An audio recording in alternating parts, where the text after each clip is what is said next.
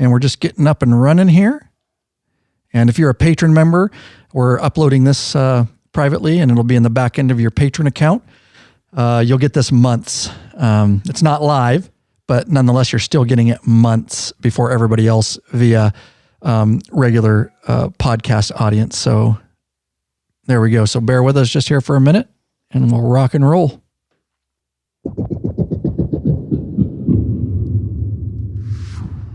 Thursday, August 13th, 2020. Put it on your calendars if you can. It's going to be between the hours generally of 9 a.m. and 6 p.m. It is GOAT.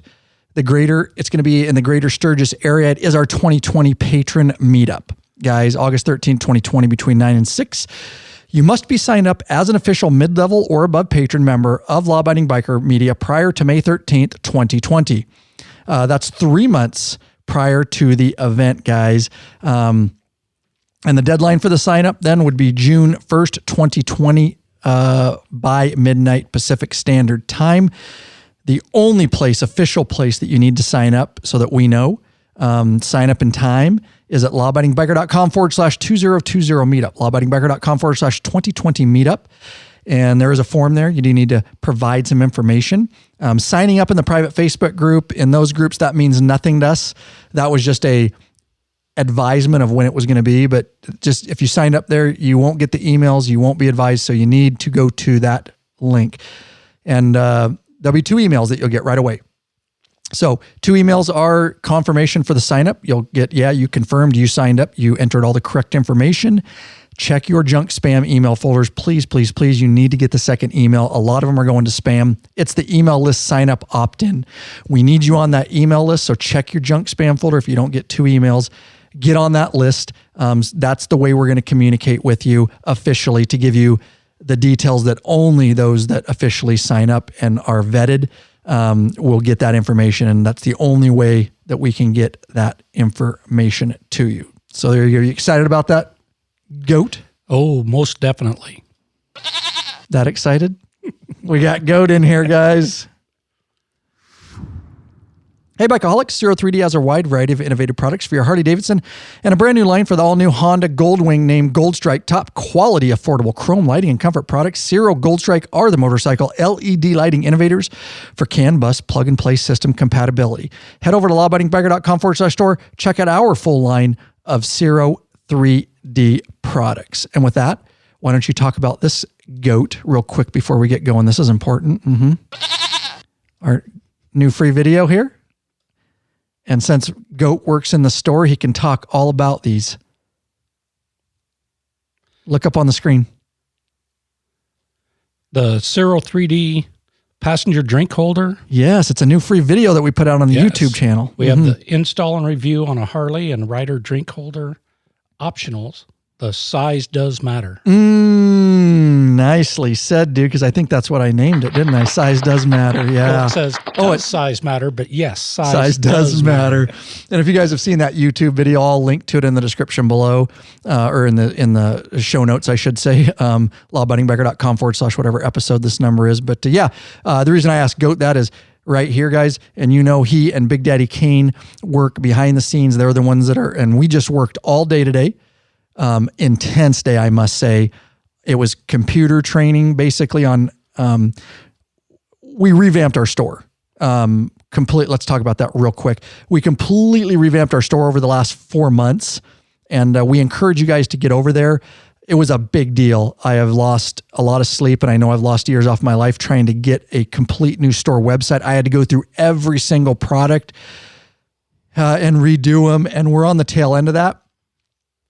What I want to say is that that's what the training was about today, because there's some different procedures for the way we're adding products. With that said, we're adding a plethora of stuff daily. We'll be adding all kinds of new products that haven't been on the site before. We'll be adding a bunch of stuff that we have from our Tucker dealership, and also some items from Rocky Mountain. And as things keep progressing with the store, we'll keep adding more and more. Yep. It's going to be a time intensive thing. We're trying to add the important stuff that we know you guys want and things that we've used and things that we recommend. That's our top priority. But keep checking back, guys. It's a wonderful looking. I'm very pleased with how it's come out. We're almost at the tail end of some development issues, but it works so well on mobile. It works well on desktop, and it's clean. And the way we're doing the menu systems that's what Brian was learning today, and Big Daddy, how we're going to make it so much easier to find things within the store. So we hope it's a great user experience for the audience out there. A lot more user-friendly. Well said. You can have links getting from one product to another for seeing things that might be something else that you want or need, or something if you're looking for a different size or a different color. It'll get you through the system a whole lot safer or a whole lot quicker and easier than the prior system. Well said. Well said, guys. So we appreciate you shopping over there. So please, if you're going to order something, at least check our store. We're going to get it for the same prices as any of the big names. We have the same distributorships. We just can't add everything like them overnight. We have to do it. We're a bootstrap company.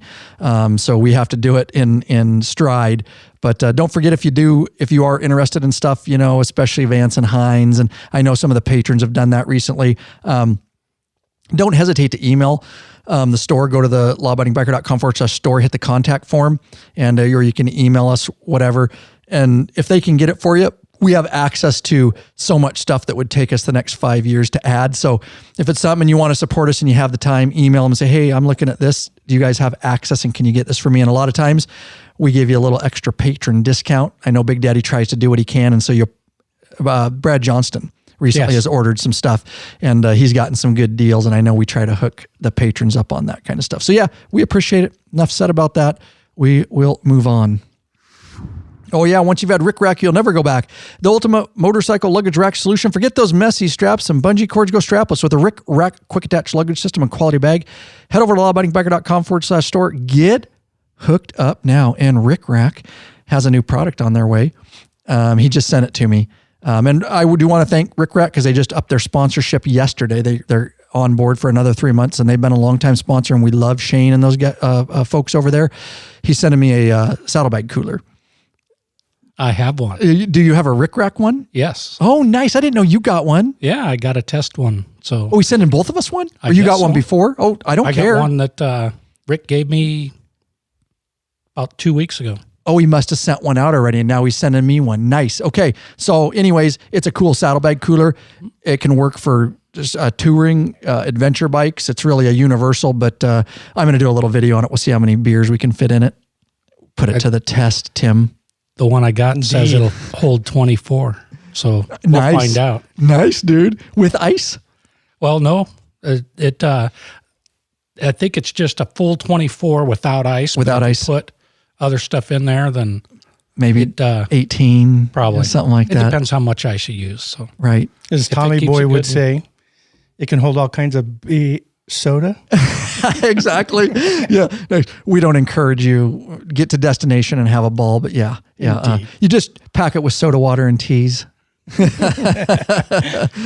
Oh my God, let's do this thing. There we go. Oh yeah, we got an episode for you guys. Probably heard another voice there. We'll get to that.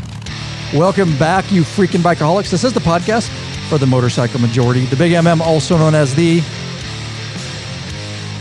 99%. Goat was supposed to do that, dude. I knew he was going to do it. Oh, God. That's all he's got to say. That's right. Large and in charge of the motorcycle scene more than any time in history. By being here, by listening to this very podcast, you are part of what we call the 99%. The biker revolution. Oh, the biker revolution. That's all right. No, good. It's both. The biker revolution. That's right. We do have just one question for you before we get started. What are you waiting for, bikeaholics? Mount up. Let us take you on another wild ass ride. There you go. Goat's right on it there. Oh, we're starting out good. No, I love it. Reminds me of having Oscar in the studio because he's done it for so long and so many times, and he still forgets. So that's all right. That's part of changing the intros up. That's why you got to listen, because you never know what kind of debacle is going to happen up front of the show. So yeah. So Goat, thanks for being here. I don't got anything for Tim yet. That's all good. It's Tim's second time on the show. It'll be his third time by the time you hear this, because we're going to do a live episode in a little bit, and that'll actually come out before this episode, if that makes sense. So Tim, welcome back on a mic. Did you do 2 episodes last time you were up? One. One, I do believe, yeah. Okay, Timothy is Goat's brother right here. There we go. Indeed. And you'll want to listen to the episode. Again, you'll hear it before this one, except for the patron members who get this months before everybody else. It depends which way you listen to them. We're going to do an episode, and most of you will have heard it, but we're going to break in and dive into Tim's background in that episode and dive in a little bit deeper about an injury from an accident. And so you'll definitely want to, I'm looking forward to that episode. And again, a lot of you will have already heard it by the time this airs. All right. Our main topic in this particular episode is going to be all about the Reflex Defensive Rider System, RDRS, which is coming out on Harley 2020 models. I did a video on this on the YouTube channel several months ago, I believe. And I will put that in the show notes. I'll link to that video if you want to watch the video. It's kind of a wrap up. We're going to dive in a little bit deeper because you can't do that in some of those videos. You have to keep videos very snappy and short. And that's what it is. So we'll dive in and give our thoughts. And I know I like the reason I didn't tell you this. The reason I picked this episode off the back of getting to know you is because part of Tim's background is racing motorcycles. Yes. And so this is exactly the kind of information that I can pick his brain about. And so that's why I picked this episode. I've been saving it. And so I know he has some expertise there. And between the three of our heads, we should be able to come up with some good information on it and whether it's something that you want to consider. Is it worth purchasing on your Harley? Now, we love our sponsors up front. And if oh God, I'm already screwing up here. Let's go right here. We love our sponsors, obviously, don't we? Yes. But, these people also help make these episodes possible. Go for it. We would like to thank Morris Big Mac Robinson. Patron members here, people. Yep, of Moody, Alabama. He's a top tier member. Also, Brett Leonard of Lake Odessa, Michigan. And Adam Corey of Bradford, Rhode Island. Keep going, buddy. Zeb Spear of Miles City, Montana. Benjamin Farrows of Sequin, Ontario, Canada. Shout out Canada. And Arnold Stewart of Toronto, Ontario, Canada. Love our Canadians, bro. Isn't that cool? Hey, brothers. Yeah. That's what it's all about. Love it, man. Love it. Sure, you betcha. No, I love our Canada brothers. lawabidingbiker.com/Patreon is how they got hooked up, guys. Pledge a certain amount per piece of content, no risk to you because you can put a monthly cap. There are benefits such as t-shirts and stickers. You can get into that awesome private Facebook group. That's right. It's blowing up as usual, and it's a troll-free zone.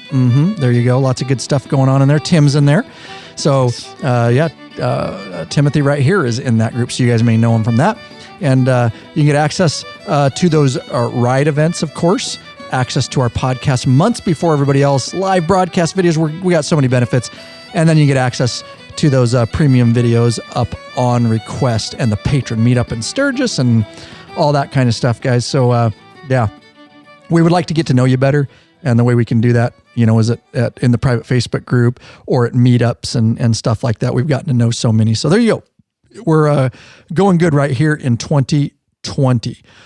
So this is the way we're going to break this down. We're going to stay fairly succinct with this because it could get a little bit lengthy. Do you have anything up front that either of you would like to say about this before? We're going to break it down in category about what this offers basically. No, I think it's a good system like you were talking about, and we'll get through it and get to there. It's another one of those great safety things that can help you out in the long run. Right. Absolutely. Mm-hmm. And I'm a believer in anything that builds your confidence level. I like confidence is key when you're riding a motorcycle. If this is something that can help you in any type of panic situation and keep you from target fixation or just kind of freaking out, if you will, it's a good thing to have. I'm making a note on that, and I like that. because I want to save something, and that's going to be a very good, and that's a good upfront lead in. I like that, of what we'll talk about at the end a little bit, because I do it, about some questions about benefits versus, pros versus cons, and can it actually make somebody lazy? We'll get to that. Indeed. All right. So that's good. So let's break this down, and we'll stay right on track here. So again, just to reiterate, coming out on 2020 models. And correct me if I'm wrong, or if you guys read this. I think it's an add-on. Did I say in my video?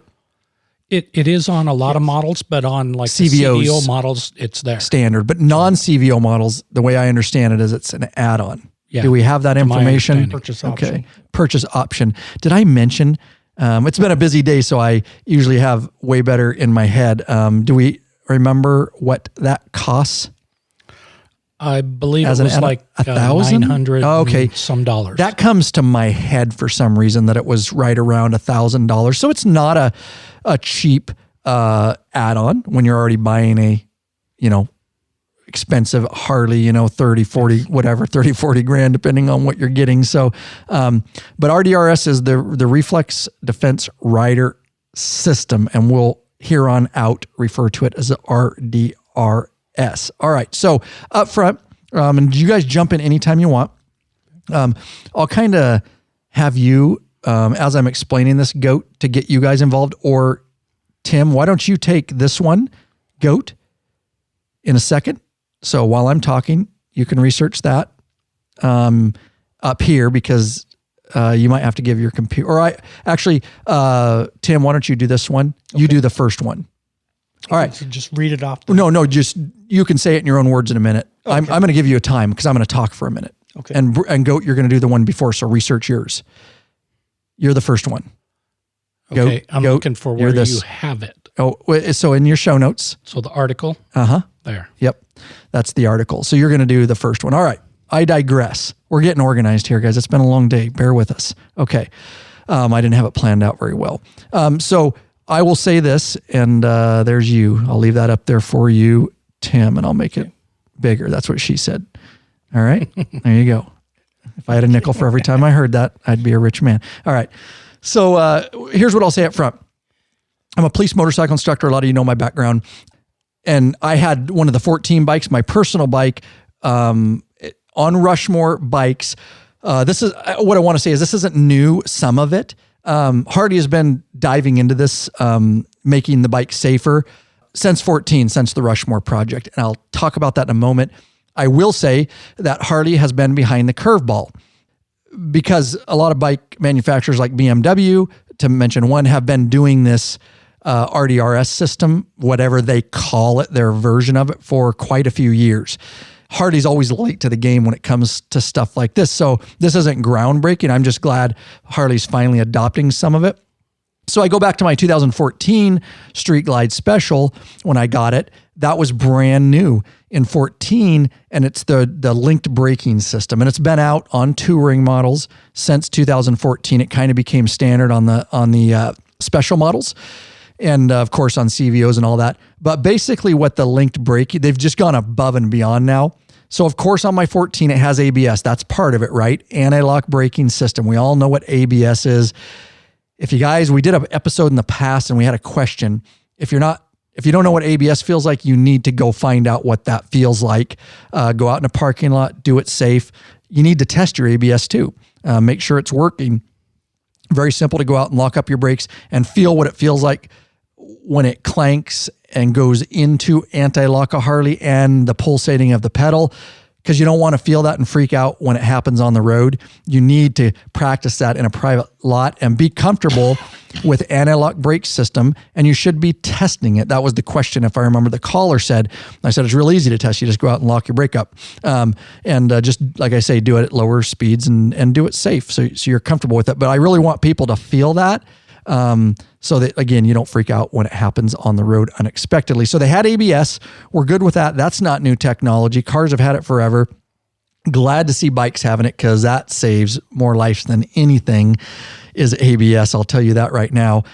And then they had the linked braking system, and what the linked braking system, which we're continuing into 2020, but what that is basically And we've tested it on the police courts. It's actually an amazing technology. But if I freak out and I grab all front brake, basically what it does is within real time, milliseconds, it tells my bike that something's wrong and that I am not braking properly. So we've all heard 70-30 right, 70 front brake to 30 rear, whatever, some 60-40, it's whatever. We won't get dialed in on that.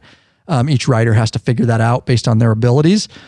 But if we say 70-30 and I grab all front, I'm grabbing 100% front, it takes, and whatever it does, let's just say 30%, and it knocks off 30% off the front because I'm grabbing it too hard, and it tells the rear, hey, grab some rear brake and try to match this thing for this guy because he's freaking out. And so it's doing that behind the scenes, which allows you to stop quicker along with the ABS. And I will tell you, we've done our braking exercises, our 40-mile-an-hour braking box exercises, and just to test this system, I wouldn't advise don't do it this way. You can definitely stop faster if you do it properly with this system, but if you just go into a brake box and grab all front, it's actually quite amazing that it does what it does when you just panic and grab all front. It actually does hit that rear. It brakes pretty darn quick. Again, if you do it right with both, you can still stop quicker, but it's still amazing how quick it will stop you. So that's the linked braking system. I think they call it Reflex brake system. I call it linked. That's what everybody else called it before. Harley thought they have to coin their own phrases on everything, right? They got to make it their own, whatever trademarked deal for their bike. So we've had that. And so now finally in 2020, they're announcing the RDRS, which is going to ride on top of what I just mentioned. So let's start with this, and Goat's going to explain this first. There's there's many different things to RDRS. It's not one thing. And so that's what we're going to do. We're going to go down each one. So why don't you start with cornering enhanced electronic linked braking, C-ELB per Harley. Try to kind of give them a breakdown. If you need to read it, if you need to talk about it, just talk about it. Yeah. Well, what C-ELB does is it adds in the ability of the motorcycle to track the lean angle. So if you're in a corner using the reflex braking and the ABS braking. So they're taking those two and they're adding on top of it. Right. They're adding, I don't know if a lot of the listeners have heard of accelerometers. My background is I was a law enforcement officer for 28 years. I spent 25 of those years as a collision reconstructionist. So recon. We used a lot of accelerometers in checking the grippiness of a road, both fore and aft as you're braking, but also in corners. So it would sit there. It's just little electronic devices that are really small, and they have them. It'll select whatever direction they have those mounted in. So in the bikes, it'll tell what your lean angle is, but it also will go front and rear for your acceleration and your deceleration. So it uses all of this information together to determine, hey, do we need to add more brake to get the bike in line better? Because you're already at this lean going through a corner. We want to keep you at that lean and not drive you off the side of the road. Where a lot of people will get that with target fixation, as Tim mentioned earlier. Well, this helps combat some of that. Nice. Yeah, well said.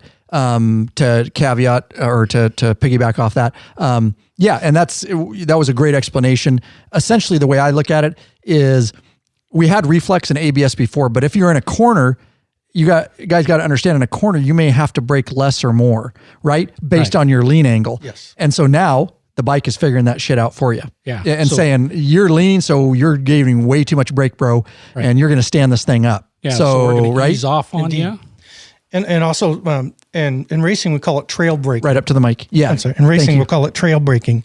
And so it's really important to not give a little too much rear or a little too much front. You need that to kind of stay very well balanced. Otherwise, you can step the rear out. Yes. And that can cause some serious problems. To keep tracking correctly. Indeed. Nice. And like you said, with the needing less or more. When you're cornering, you've got the G forces are pushing the bike and the wheels, and the tires down into the pavement. So you've got a lot better traction, if you will. Usually there. Right. Yeah. He says it usually with a smile on his face. And so a lot of times that takes a little bit less braking to get you where you need to go. Nicely said. See, that's why I picked this episode. That's well said. Good. Okay. Anything else on that, or we'll just keep moving on? I think that's pretty good. All right. Tim's going to handle the next one, and I'll start it by saying this is the next part of RDRS is Cornering Enhanced Traction Control System, C-TCS. Outstanding. The C-TCS is designed to prevent the rear wheel from excessive spinning under acceleration when going straight or cornering. And that's extremely important in cornering. Like I said before, you get that rear wheel spinning a little bit faster than the front, you can step it out and then end up high siding and throwing yourself off the bike. Yes. And any system that can limit that from happening is a good thing, in my personal opinion. A lot of MotoGP technology, high-end race bikes, they use this technology as well. Yes, very much so. Very cool. Very cool. The C-TCS can improve rider confidence when available traction is compromised by wet weather, sudden and unanticipated change in the surface, or when riding on unpaved roads. And again, this is very important. It's been developed through race technology for years and years. Anytime you are going into corners at a high rate of speed and you're leaned over, the more you lean over, the less contact patch you have on your tire, the easier it is to break it loose. Yes. And also with the rain tires, and if you're in a rain type situation, any kind of, even cold, if you're going from a warmer road surface to a cooler road surface, a lot of race tracks, you have a drop in elevation and the pavement will actually change temperatures and your tires can start all of a sudden, just the difference alone, the small, when you're on the edge like that, indeed, the little bit of feel difference can make a big difference. And when you're talking about the change of the feel of the bike can put you into a panic situation. All of a sudden you're like, hey, something's not right here. It doesn't feel right. And anything that can limit that is a good thing. Nice. And the confidence, again, like it said here, anything that can help you understand that you've got a little bit of help there. You've got a system on the bike that can actually help you get through it. Save your ass. Indeed. And so you don't need to panic so much, at least not so quickly. Yes, right. Give it a millisecond for it to kick in and get the feel back on the bike. Nice. Well, and we've all had that time where we've been riding down the road and you go to hang a turn and you hit a painted area. Wet lines. So it's dangerous. Yep. Yes. It's super slick. Or like here we're transitioning between cold weather and warmer weather. If you have snow or ice on the road, a lot of times you'll get either the chemical de-icers or sand on the roads. Everyone knows what it feels like when you're making a turn and all of a sudden you track across some sand and your tires start trying to step out a little. Come around a corner, gravel, If you're on the gas, right. It'll happen way quicker than it does if you're just holding a steady. Just rolling traction. Steady acceleration through the corner. So this stuff, again, can really save your bacon really fast. Nice. Well said. I'll piggyback off that just a little bit and we'll move right on. That's good information, good explanations. I will say that this, most of you are familiar with this because it's been in cars forever. Traction control where you try to take off in the snow and all of a sudden your engine dogs down a little bit and because your tires are starting to try to grab traction or, the right one goes and then the left one. So this isn't, it's new to Harley. It just for straight taking off too in slick weather. I've taken off in rain before when it fresh rains and all of a sudden you're getting squirrely in the back. It'll back that off so that doesn't happen. I will tell you guys that I am very pleased for my own selfish reasons that you can turn this off. Yes. The reason I say that is I would not want this on, and we already deal with some of this with the Harley Reflex brake system and again, this is, it doesn't affect us on the high speed tracks at all, but in low speed tracks, the problem with this would be, is it will kick in too soon for me. Yeah. And it hinders me because I've trained enough that I know where my bike tire will break. And so it will slow me down in police courses because it is going to be ahead of the game. And so when I'm at a lean angle and my tire and it thinks it's going to slip, even though I know it won't, and even if it does a little bit, I know that it's okay, it will try to do that and stand the bike up. And so for that reason, we would be turning these off during those training scenarios. So for my own personal, I don't know, civilian, if there's a reason to turn that off. There is. Is there? Okay, yeah. And a lot of it is the level of confidence you have in your own abilities to ride. And if you've been doing it a certain way for a long time, anything that's new that's introduced like that can kind of throw you off your game a little bit. Mm-hmm.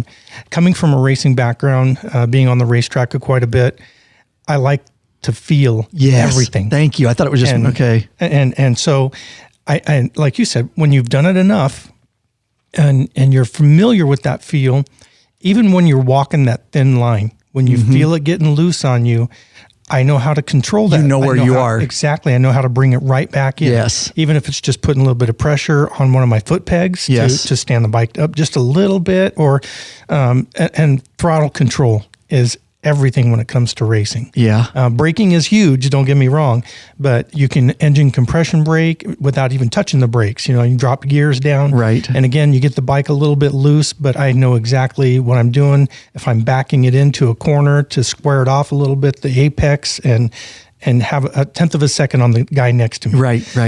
So when you come from that type of background, or you're so familiar with your bike, then I would be inclined to turn it off. Right. Okay. Now, if I have a beginning rider or someone that's not quite there yet, I would suggest that they might try it, at least use it a little bit and see if it's something that they're comfortable with. Yes. But, and even myself on these newer Harley-Davidsons, I would probably give it a shot. On the street, I would run it all day on my personal bike because I'm not pushing myself to the limit. So I don't need, it would strictly be a training type scenario. You know what I mean? Indeed. And that's what a lot of people got to realize is on the street, you shouldn't be pushing to the 100%. Yes. Exactly where this would be that kind of a problem. But again, my mind automatically goes to being on the track and playing and having fun. But there's a time and place for that. And the street out here is not the time or place. No. And I was just thinking, that's good. That's well said. I was just thinking, it pisses me off sometimes. Cause even in like cars, like I've driven in snow enough, like we're all comfortable. Mm-hmm. Like I hit my wife's Honda and it bogs and it tries to get I'm like, I'm okay with the damn tire spinning. I can take off faster than this, but it's way ahead. And so I see stuff like that. I'm like, really? It's okay to spin the tires a little bit, but it absolutely doesn't want to. And so you're doing this bog thing where it's trying to get going. It's like, okay, that's a little excessive. Yes. So they're good systems, but they can become a little bit piss you off, I guess, too. Indeed. You know what I mean? But, so, it can affect the way that you're driving. Yeah, right. You know, if you're focused on something else that's not, doing what you want it to do kind of deal, your attention is taken away. And especially on motorcycles, that's an extremely dangerous thing. Yeah. Anything that draws your attention away, even if it's for a millisecond, that can be a dangerous thing. I agree. That's a good conversation. I like that a lot. We're going to get into the next one here in just a moment. Hey, Bikeaholics, searching for new and exciting motorcycle products? 03D has the products you dream about for your bike. Check out their wide variety of innovative products for Harley-Davidson and Honda Goldwing motorcycles. 03D's got your back with chrome, black parts, lighting, and other comfort products. No modifying, cutting, grinding, or welding for an easy installation. That equals less time installing, more time riding. 03D has a design team of riders with over 40 years experience with a passion for design and innovation. Zero Gold Strike are the motorcycle LED lighting innovators for CAN bus plug-and-play system compatibility. They pride themselves on great customer service. Got a question? Get in touch with them. Email sales@03d.com. Give them a call, 715-808-0027. Check at your local Harley or Honda dealership and ask for Zero or Gold Strike parts. A new leader has emerged, GOAT. So check out 03D's custom line of Gold Strike products for the all-new Honda Goldwings. Better yet, help support us right here. Head over to lawabidingbiker.com/store and check out our full line of 03D products. And I know GOAT and the boys down there in the store would love to get some of those products in your hand, and you can always send them a question too if you're going to order from us, we have a great relationship with the Ciro folks, and we will get that answer for you.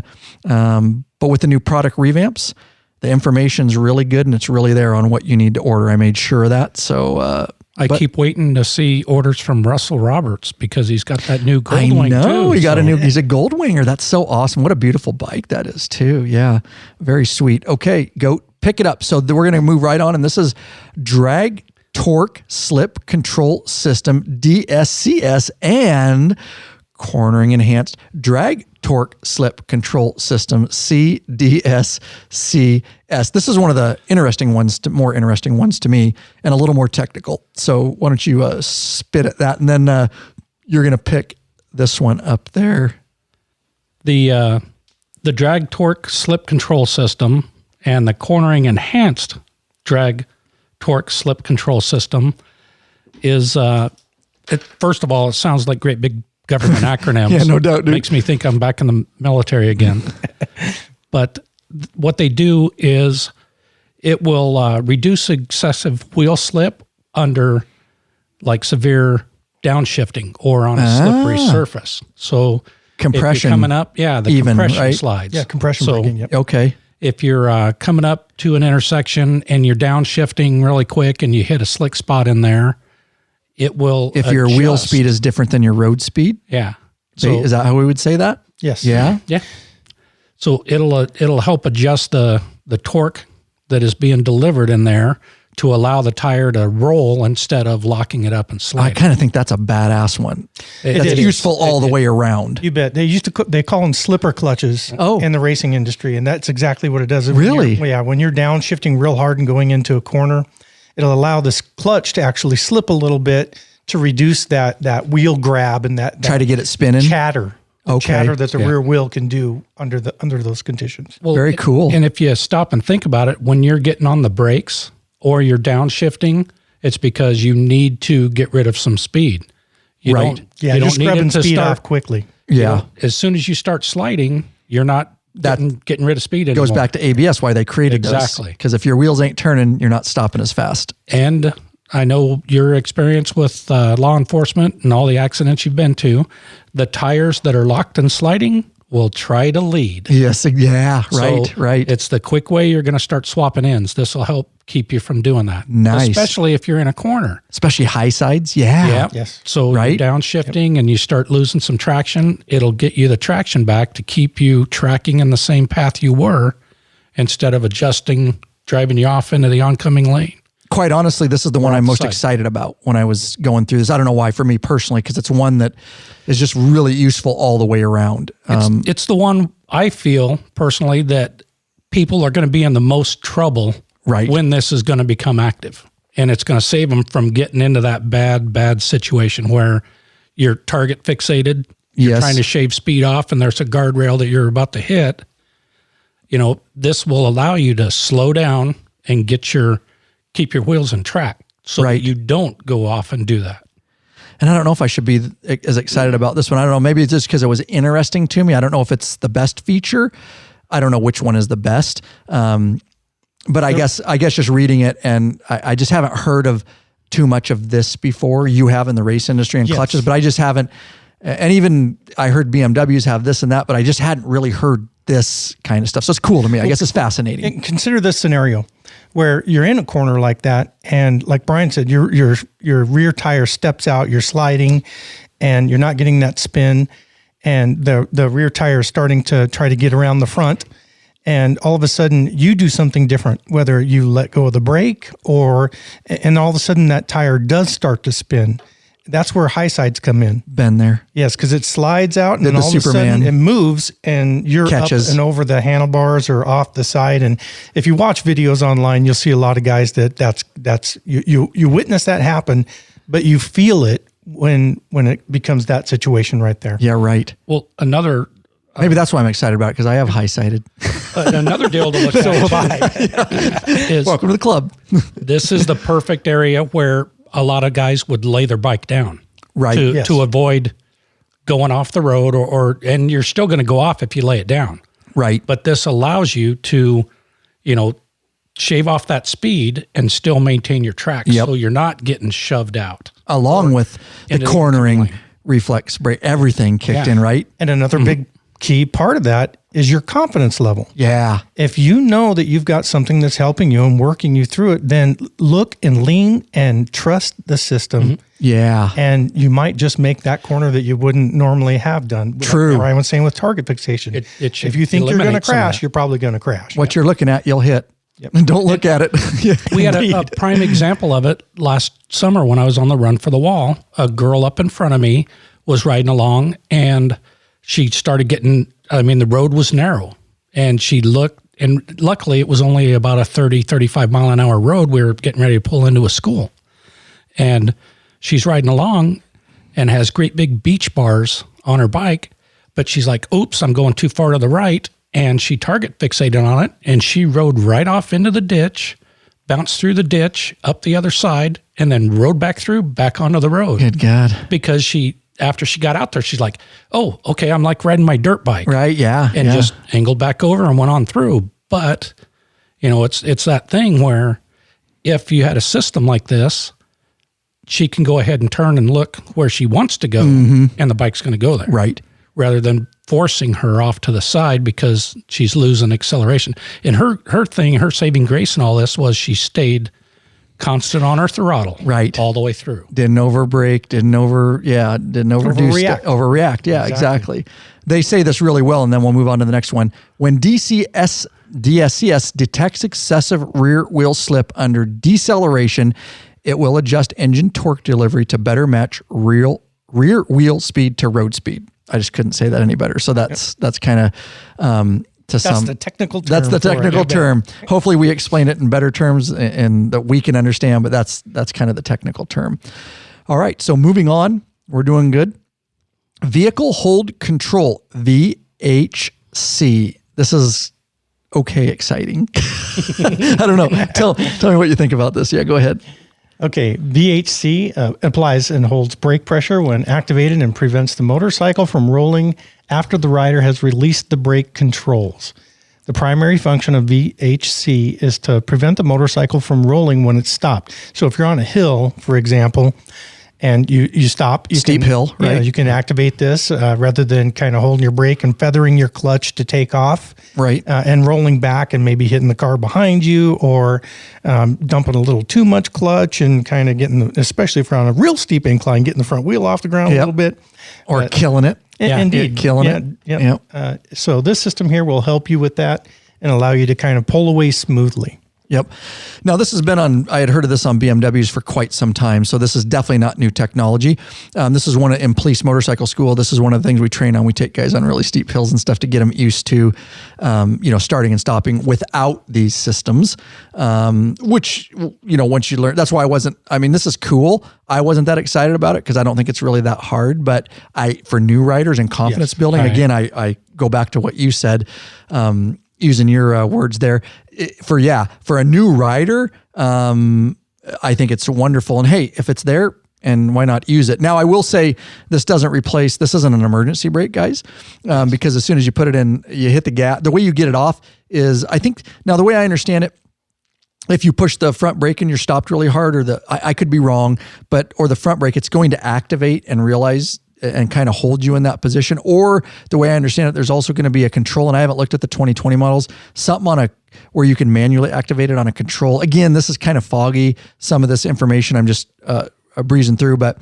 anytime you do hit your gas or you put your kickstand down, I think it deactivates it. Unless is that information from what you guys, go ahead, Tim. We see something. I was just looking up here and Mike. I'm sorry, I was looking up here, and it says that the rider activates VHC by momentarily applying extra pressure to either the front brake, hand lever, or the rear brake foot control after the motorcycle has come to a complete stop. Okay. If the rider brakes very hard to a stop and holds the brake pressure after stopping, the VHC may also set without any added squeeze. A VHC indicator light will illuminate to confirm that the rider has activated the VHC system. See, good. And so it says here also Glad you know how to read. Because apparently I don't. The ABS system will hold the brake pressure after the rider releases the brake control. So the VHC is disengaged automatically as the rider begins to pull away from a stop, or if the rider applies and releases either brake control. Nice. So yeah, I think that's cool. I think it's cool. And it also says here that it will disengage if the rider lowers the side stand. Okay. Yes. So yeah, so when you're parking on a steep hill, it's not going to suffice for a parking brake. And also if you shift into neutral, yes, it'll deactivate. Disengage. Or you wait 5 minutes, or if you're just sitting there at a stop, it'll deactivate after a certain amount of time. Okay. And if the engine's turned off, it'll deactivate. Good. So again, like you said, it's not a parking brake. Right, exactly. All for all those above reasons as listed. Yeah, I think it's cool. Yeah, it was just one of those. I'm like, okay, that's cool, but I get it. Like we say, for the new rider. And also on a steep hill, a new rider, that's scary for a new rider. Indeed. And even an experienced rider that's not used to being in a big city or with hills, and that kind San of stuff. Francisco hills or Seattle, big ass hill.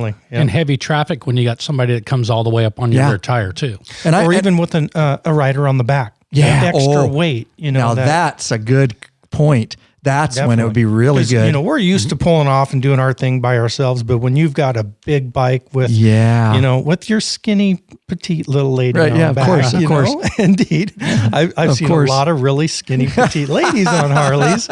So yeah, with that extra weight, that might be a benefit as well.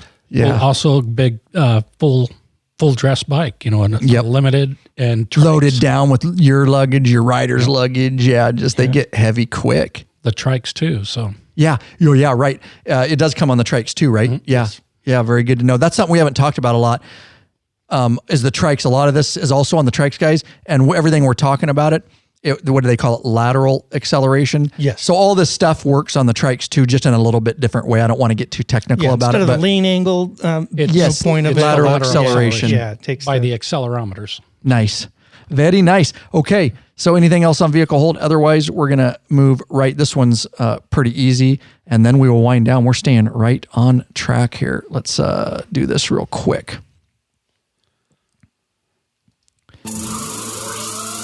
Are you searching for the easiest and quickest attachable luggage system for your motorcycle? Rick Rack has just what you're looking for. Forget all those frustrating straps and bungee cords that can come loose and slap your paint. Check out one of Rick Rack's awesome quick attach luggage rack systems. Yeah.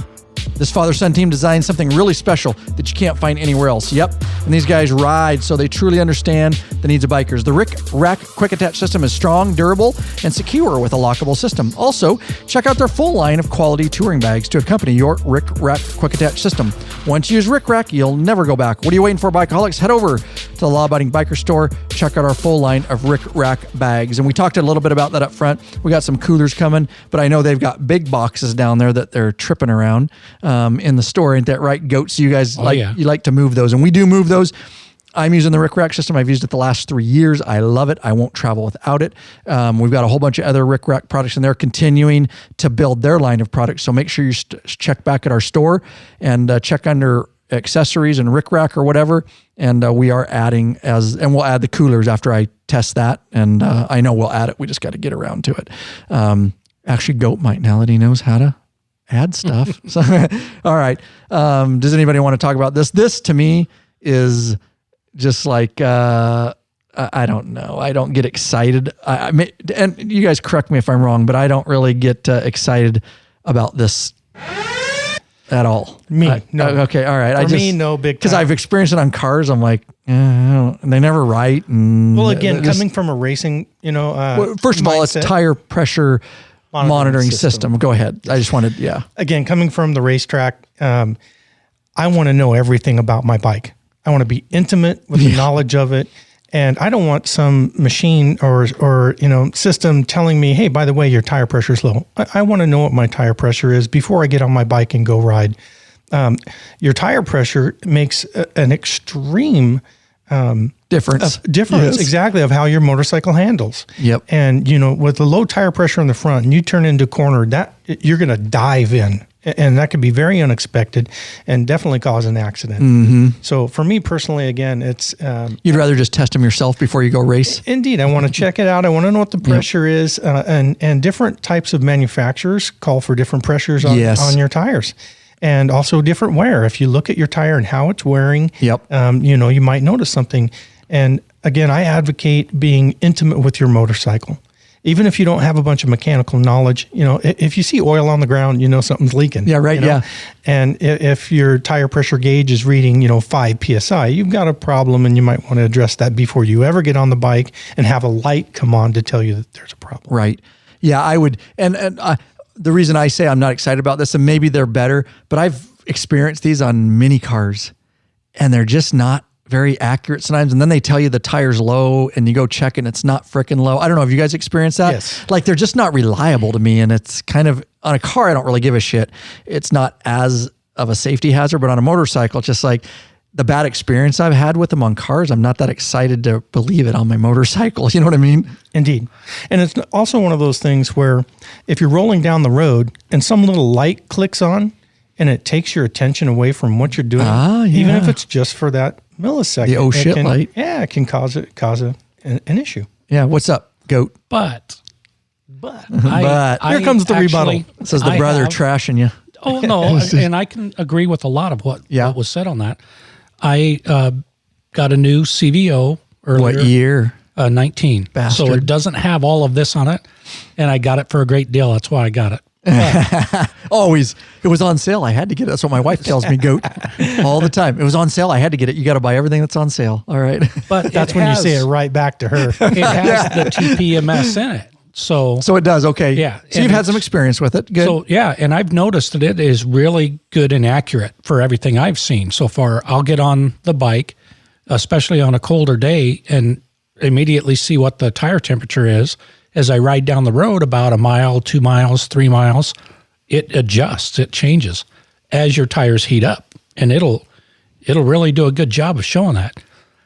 And we've talked on a prior podcast about an experience I had on the Run for the Wall last year where I hit a board and on the highway and put a dent and a crack in my wheel.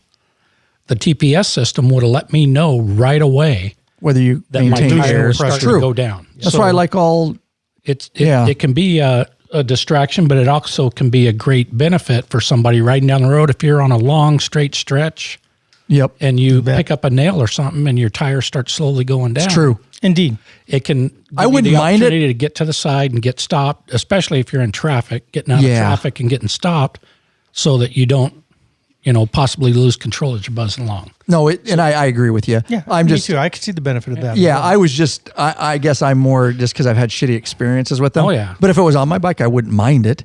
I just would choose when I believed it and when I didn't. But then in that scenario, you would have to try to believe it because you're like, okay, I'm losing pressure fast. So and maybe they've improved these systems. Just the ones I've used on cars, I'm just like, it's always telling me it's low and shit, and it's not. And it's the little orange light and shit. You're like, it's not low. It's, Again, I would tend to agree with both of you again. Yeah. It would be nice if I had it on my bike. I'm sure I wouldn't turn it off. Right, exactly. But again, I would still take I'm not going to pay extra money for it. But if it comes with everything else, I don't care. Right. Exactly. But I wouldn't. Some guys are buying this. I think you can buy this just separate. You don't get the whole full RDRS, but the way I understand it, you can just get the TPMS. And me personally, I would not spend any money just on that system. If it comes with the package, well, fuck yeah, get it. Whatever. Yep. And I know we've probably all ridden with guys that do not check their tire pressure. Indeed. They don't check their oil, let alone their tire pressure. Goat. So.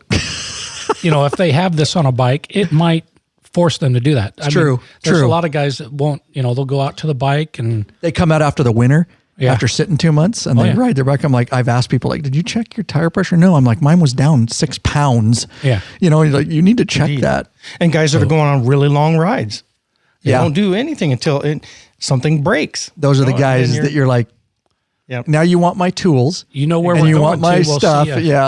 When you've affected my mojo on my ride. Everybody's got friends like that. We love them and we take them anyways, but we know that's the guy. Yeah. That's the guy. Yeah. Yeah. No doubt. No doubt. So anything else on TPMS? Otherwise, we're going to wrap it up because we got another episode to do. Sounds good. All right. So we're going to do a round table really quick and we're going to take it out of here. So we'll give each of you I'm going to be quick, and we'll give our overall thoughts about this and whether you should buy it, and give our opinion on just our last thoughts. So I'll start, and then we'll pass it around and we'll take it out. So I tell you, we've kind of talked about this a little bit. I'm going to wrap it up in my package. I like this system. I definitely think it's worth getting. It is $1,000. You can't put a price on life and safety. And if this saves people's lives and it gets them out, what I really see the system for is when you get in that oh shit moment. Okay. I also say you should be training. You should be training. And I know that's difficult. It's more easy for me because I do it as a police officer, but I would still train outside of that. Even if I wasn't doing what I was doing. You need to feel your bike. Tim's talked about a little bit. Know your bike, know your capabilities, know what it feels like to put the ABS in and all that. This doesn't replace good rider training and experience.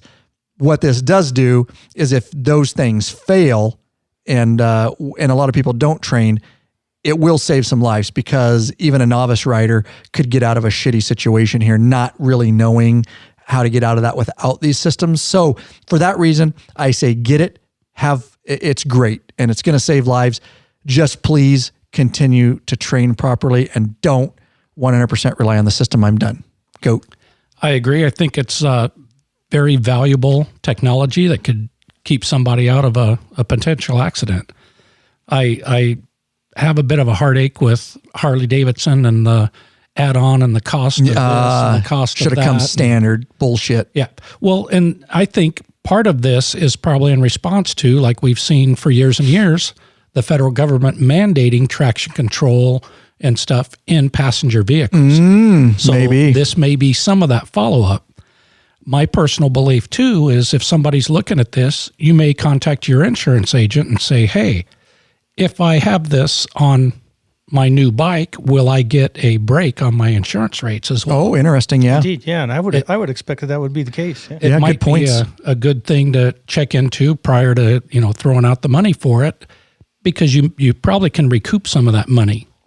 Another thing, again, I don't like the way dealerships keep tacking on a lot of stuff. Nickel and diming you to death. And set up and, the Simonizing of the paint and everything else. This may be something where you can throw it in on your negotiations with them and say, tell you what, you put that software in the bike and I'll pay your freight and setup. Maybe like exhaust and maybe do that instead of exhaust. Or you can work that in. That's a good point. It's negotiable stuff where, if you really want it and it's good stuff that you probably should have, especially depending on experience levels, you can, use it in the negotiations. And is it just, you mentioned, and I don't know, is it just a software issue? It's not a hardware issue? I believe. Because you can add it on. It seems like, is the all bikes, that's something I don't know. Like, are all bikes equipped with it and it's a software issue, or do they have to add extra hardware? I would believe that there's extra hardware. That's what I would think too. There's probably a module that has the accelerometers in it. Right. And I noticed on the printing. So they've got to add hardware and software. Yes. Yeah. I would assume that all ECUs and that kind of stuff on these newer bikes are pre-set up for that. And like Brian said, you might just have a module or something that just add the module, flash it, do the ECM. You bet. Right. Okay. That makes sense. That makes sense. It's different for the trikes and the motorcycles. I mean, it's different software because it looks at it a different way. Yep. Right. For the lateral acceleration versus the lean angles. Good call, bro. Good wrap up. You're last, and we're taking it out. Alrighty. Tim's up. I believe that it's a good thing to purchase. And like these guys have said, work it into your deal somehow, some way. A lot of this stuff you can turn off if you don't like it. You can have it on there if you want it on. And I don't care how good of a rider you think you are, shit happens. Oh, yes. And you will find yourself in a situation where you wish you had it. Indeed. And they will happen so fast that you don't have time to react a lot of times. And being on the road, again, I come from, a lot of my mindset is the racetrack. Mm-hmm. But there are so many variables on the roadway. Yep. You've, like Brian said earlier, you've got gravel, you've got, this, that, the other, you got, grandma. And all of a sudden you're slamming brakes to avoid grandma, or leaning that bike a little bit harder to get around grandma. Yes, the unknowns. Or anything in the roadway, deer, whatever. The track's known, right? The track's a known variable. Exactly. The road isn't. Everybody's going the same way. Yep. The track is clean. There's rules. Yes. Yeah. So not drunk drivers. And if you're going to not fall drunk off, riders. Exactly. And if you're going to fall off, usually you're going to hit some dirt. Yeah, right. Maybe take out a couple of weeds or something like that, or a fellow rider that's real close to you. But you're not going to be hitting curbs and fire hydrants and parked cars, houses. Yeah. Exactly. So anything like this, and again, I'll always advocate anything that can help your confidence level. Confidence is key, especially riding motorcycles, because if you panic, it's dangerous. Yep. You're going to get hurt. Anything that can help you avoid that in any way, I'm an advocate for it. So I think this is a great system, and like I said, a lot of these things you can turn off. And the things that you enjoy or you like or that work for you, keep it on. Well said. Way to take it out. Save the extra money. You're already buying an expensive Harley. Just save a few extra coins and wait and get it. I think definitely worth it. So thanks, guys, for being here. We're going to take it out here. We got another episode to do. And Thanks don't forget for having me. Yeah, thanks for being on a mic, bud. You did great. And I'm so glad I always have ideas for episodes. I save them and I wait for the right guest to pick the right episodes. And I was like, that one just fit. I go, perfect. He's got some race experience.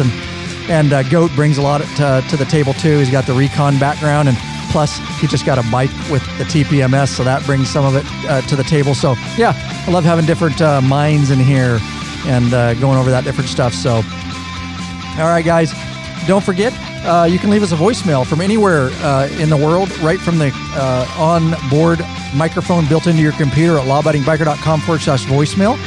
We do air those voicemails when they're relevant and it's a subject matter we want to talk about. And lawabidingbiker.com/contact. There's voicemail over there. There's an email contact form. You guys all know how to get in touch with us. And if you can't support us being a patron or donations or anything else, of course, at least get over to iTunes or Stitcher Radio, wherever you listen, and give us that 5-star rating if we deserve it, because that helps bump us up in the ranks and helps us be seen by more bikers around the world so we can continue this thing we call the biker revolution. And we deserve it. Oh, you know it. Do it, or Goat's coming after you. This is all you'll hear outside your house. You'll hear a knock on your door and don't open. Do not open the door. So I was, as we take it out here, Tim, I interviewed some time back a female, and she's a racer. I think she was more kind of building up in the ranks than an amateur. Mm-hmm. But I remember what she said, and I was kind of dumbfounded because I only ride, well, I guess I ride in closed courses too, but I was dumbfounded because she said she rides bikes, she loves bikes, but she won't ride bikes, sports bikes on the roads. She said it's too dangerous. And I'm like, you do 150 miles an hour, but to the average person, I was dumbfounded. I was like, wow. I quit riding sport bikes on the street, and I'll never ride them again on the street. See, very interesting. One of the things that is key with that is once you've been on the racetrack and you ride at that level, yes, you get on the street and you're bored. Oh, yeah. And if you're not pushing the limit a little bit, you're bored, and it takes away all the fun. And so if you do that. Exactly. There's consequences for it, both legal and, like I said before, you're going to fall off. Yep. And when that happens on those kind of bikes, and anywhere on the street, you're going to hit curbs, cars, whatever's there, whatever's out there. Hit grandma. Yep. You don't need to hit grandma. And like you said, you don't get the same respect. Right. On my Harley-Davidson, people have a tendency to give me a little bit more respect, I've noticed, than being on a sport bike. And especially when you're an older person, they think you're some young kid and you're just out, tear-assing around town. And a lot of younger people that are in cars will try to tempt you into racing them a little bit, or they tend to kind of float around you a little bit more, and they're a little bit more dangerous than your average, There you go. Mom in a minivan kind of thing. Good call. Thanks, guys. Appreciate you tuning in.